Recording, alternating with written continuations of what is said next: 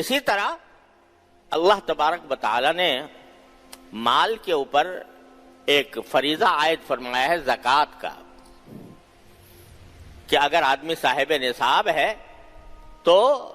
اپنے مال کا 2.5% حصہ، 40واں حصہ وہ اپنے معاشرے کے غریب افراد میں خرچ کرے، ایسے افراد میں کہ جو تنگ دست ہیں، صاحب نصاب نہیں ہیں، ان کو 2.5% کا حساب سے دینا ہوگا۔ اور یہ فریضہ ایسا ہے کہ اس کے ایک ایک پائی کا حساب ہونا ہے، تم نے کتنا کمایا تھا اور کتنی زکوٰۃ ادا کی تھی، اس کے ایک ایک پائی کا حساب ہونا ہے۔ کیونکہ اکثر و بیشتر ہمارے معاشرے میں یہ ایک تو زکوٰۃ کی بہت زیادہ اہمیت نہیں ہے، بڑے بڑے مالدار لوگ، اول تو زکوٰۃ کی اہمیت کم ہے، اور اگر ہے تو ایک اندازے سے زکوٰۃ نکال دی، میں نے جتنا مناسب سمجھا اتنا نکال دیا، باقاعدہ حساب کر کے کہ میری کتنی آمدنی ہے، سال کے آخر میں میرے پاس کتنا بیلنس ہے، اور اس بیلنس کے اوپر میرے اوپر کتنی زکوٰۃ عائد ہوتی ہے، اس کو نہ کبھی سیکھنے کی کوشش کی نہ سمجھنے کی کوشش کی کہ کیا طریقہ ہوتا ہے حساب زکوٰۃ کا حساب کرنے کا، کس کس چیز پر زکوٰۃ ہوتی ہے، کس چیز پر زکوٰۃ نہیں ہوتی، اس کا علم بھی حاصل نہیں کیا۔ یہ کہ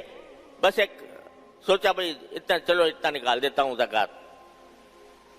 تو اگر وہ زکوٰۃ پوری ادا نہیں ہوئی، جتنی بازی ہوئی تھی، جتنی فرض ہوئی تھی، تو یہ سوال ہوگا کہ جو اتنی کمی ہوئی وہ تم نے کہاں خرچ کی۔ زکوٰۃ کے مد میں کمی کر کے جو تم اپنا کھانا پکاؤ گے، لباس پہنو گے، وہ حرام ہوگا۔ یہ چیز ایسی ہے کہ جس سے بہت زیادہ غفلت ہے ہمارے معاشرے کے اندر، ایک اندازہ لگایا نکال دیا، لیکن اگر اس میں کسی کی زکوٰۃ رہ گئی تو اس زکوٰۃ کے جو پیسے زکوٰۃ کے تم نے بچائے، اس سے جو کام بھی کرو گے، جو چیز بھی خریدو گے، جو کھانا بھی کھاؤ گے، جو لباس بھی پہنو گے، وہ حرام ہے اور تمہارے لیے جہنم کی طرف لے جانے کا ایک دروازہ ہے۔ ایک حدیث میں رسول کریم صلی اللہ علیہ وسلم کا ارشاد ہے کہ ما خالت زکات من مال اہلکتہ او کما قال صلی اللہ علیہ وسلم، کہ زکوٰۃ کا مال اگر کسی بھی مال کے اندر مل جائے تو وہ اس کو برباد کر ڈالتا ہے۔ کیا معنی؟ اس کے دو معنی ہیں۔ ایک معنی یہ ہے کہ آپ کو جتنی زکوٰۃ دینی تھی وہ نہیں دی، کم دی۔ فرض کرو کہ آپ نے جتنی زکوٰۃ دینی تھی اس میں سے 5% تم نے کم کر لی، کم دی۔ اب یہ 5% تمہارے دوسرے حلال مال میں مل گئے، تو یہ 5% زکوٰۃ کا مال جو تمہارے حلال مال کے اندر ملا، یہ اس باقی حلال مال کو بھی برباد کر دے گا۔ برباد کرنے کا مطلب یہ کہ ایک تو تمہیں آخرت میں اس کی جواب دہی کرنی ہوگی، اور جواب دہی نہیں کر سکو گے تو جہنم کا عذاب بھگتنا پڑے گا، اور دوسرا یہ کہ اس دنیا کے اندر بھی جو باقی مال ہے اس میں بے برکتی ہوگی۔ زکوٰۃ جو ہے وہ ایک طرح سے مال کو پاک کرنے کا ذریعہ ہے۔ مال کو پاک زکوٰۃ کہتے ہی اس لیے ہیں، زکوٰۃ کے معنی ہے صفائی، پاکیزگی۔ تو زکوٰۃ جو ہے وہ کیا کرتی ہے؟ وہ اپنے جو باقی مال ہے اس کو پاک صاف کر دیتی ہے، اس کے اندر پاک صاف کرنے کے نتیجے میں برکت والا مال ہوتا ہے، وہ اس سے جو انسان نفع اٹھاتا ہے اس میں برکت ہوتی ہے۔ لیکن جب زکوٰۃ تمہارے مال میں مل گئی، یعنی زکوٰۃ مال میں ملنے کا معنی یہ کہ تم نے پوری زکوٰۃ ادا نہیں کی تھی، کچھ بچا کے اپنے خرچ کے اندر لے آئے، تو وہ باقی مال کو بھی ہلاک کر دے گی۔ ایک معنی یہ ہے۔ دوسرے معنی یہ ہے کہ اگر کوئی شخص مستحق زکوٰۃ نہیں ہے، یعنی صاحب نصاب ہے، اس کے لیے زکوٰۃ لینا حلال نہیں ہے، زکوٰۃ لینا جائز نہیں ہے، اور وہ زکوٰۃ کا مال استعمال کر لے، کسی سے مانگے اور وہ اس کو دے دے یہ سمجھ کر کہ یہ صاحب نصاب نہیں ہے اور اس کو زکوٰۃ دینا جائز ہے، اور وہ اس نے زکوٰۃ دوسرے آدمی نے دی اور لے لی، تو جو جائز مال تھا اس کا، وہ زکوٰۃ اس کو بھی ہلاک کر دے گی، اس کو بھی برباد کر دے گی، یعنی وہ بھی ایک گناہ میں شمار ہوگا۔ تو ما خالت الزکات مالا الا اہلکتہ، او کما قال صلی اللہ علیہ وسلم، کہ زکوٰۃ جب کسی حلال مال کے اندر بھی مل جاتی ہے تو اس باقی مال کو برباد کر ڈالتی ہے۔ لہذا بس اتنی بات نہیں ہے کہ میں نے ایک اندازہ کر لیا کہ بھئی چلو یار اس سال اتنے پیسے زکوٰۃ میں نکال دیتا ہوں، اور حساب پورا نہیں کیا۔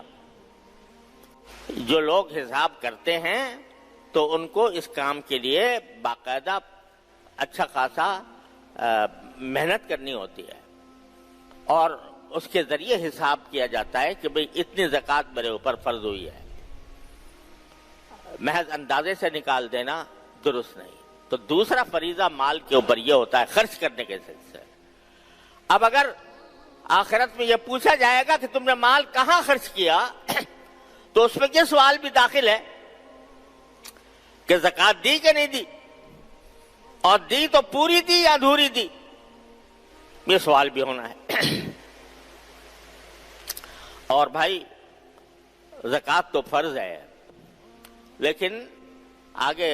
قرآن و حدیث نے یہ بھی فرمایا ہے کہ بس زکوٰۃ تو ہم نے تھوڑی سی فرض کی ہے تمہارے اوپر، تاکہ تمہارے لیے بہت زیادہ مشکل پیدا نہ ہو، لیکن اس کے بعد بھی جتنا تمہارے پاس ضرورت سے زائد مال ہے اس کو بھی ایسا نہ سمجھو کہ بس زکوٰۃ دے دی تو بس قصہ ختم ہو گیا۔ کچھ صدقات بھی ہیں، خیرات کے کام بھی ہیں، نیکی کے کام بھی ہیں، ان کے اندر خرچ کرنے کو قرآن انفاق فی سبیل اللہ سے تعبیر کرتا ہے، اللہ کے راستے میں خرچ کرنا۔ اور اس کے بارے میں حدیث میں آتا ہے، وہ قرآن شریف فرماتا ہے کہ یسألونک ماذا ينفقون، آپ سے صحابہ کرام یہ سوال کرتے ہیں کہ کتنا مال خرچ کریں اللہ کے راستے میں۔ اس کا مطلب زکوٰۃ نہیں ہے، زکوٰۃ تو ہو گئی، زکوٰۃ کا تو حساب کتاب ہو گیا، لیکن صحابہ کرام یہ پوچھتے تھے کہ قرآن کریم یہ کہتا ہے لن تنالوا البر حتى تنفقوا مما تحبون، اس وقت تک نیکی کے مرتبے تک نہیں پہنچ سکو گے جب تک کہ تم اپنی محبوب چیزیں خرچ نہ کرو اللہ کے راستے میں۔ تو صحابہ کرام نے پوچھا کہ کیا خرچ کریں، کتنا خرچ کریں؟ قرآن نے ایک لفظ کہہ دیا قل العفو، جواب میں کہہ دو کہ جو تمہاری ضرورت سے زیادہ ہو، جو تمہاری ضرورت سے زیادہ ہو اس کو جتنا چاہو خرچ کرو۔ اب آدمی ہر ایک اپنے گریبان میں منہ ڈال کر دیکھ لے کہ میری حقیقی ضرورت کیا ہے، کتنی ضرورت ہے مجھے، اتنی رکھے بے شک، اور اس کو رکھ کے باقی جتنا اللہ نے دیا ہے تو چلو آئندہ کی بھی کچھ تھوڑی بہت آدمی مستقبل کا بھی خیال کر لے کہ بھئی ہو سکتا ہے ضرورت پیش آ جائے تو میں کچھ پیسے جمع بھی رکھوں، لیکن اس کے بعد جو ضرورت سے زائد ہے اس کو تم زیادہ سے زیادہ اللہ تعالیٰ کے راہ میں خرچ کرنے کی کوشش کرو۔ تو اگر تم نے ایسا کیا تو آخرت میں تمہارا مال تمہارے لیے ایک زبردست نعمت ہوگا، جنت کا دروازہ ہوگا۔ اور اگر نہیں کیا اور زکوٰۃ بھی ادا نہیں کی تو حدیث میں آتا ہے کہ جو شخص زکوٰۃ ادا نہیں کرتا، قرآن کریم نے فرمایا ہے کہ سَيُطَبَّقُونَ مَا بَخِلُوا بِهِ يَوْمَ الْقِيَامَةِ، جس مال کو بخل کی وجہ سے انہوں نے خرچ نہیں کیا تھا زکوٰۃ میں، تو وہی مال ان کا طوق بنا دیا جائے گا گلے کا قیامت کے دن. اور حدیث میں اس کی تشریح آئی ہے کہ وہ مال ایک سانپ کی شکل میں آئے گا جس کے 2 دھاریاں ہوں گی اس کے اوپر، اور وہ اس کے گلے کا طوق بنے گا اور وہ اس کی باچھوں کے اوپر حملے کرے گا اور کہے گا میں ہوں تیرا مال، میں ہوں تیرا خزانہ جو تو نے جمع کر کے رکھا تھا.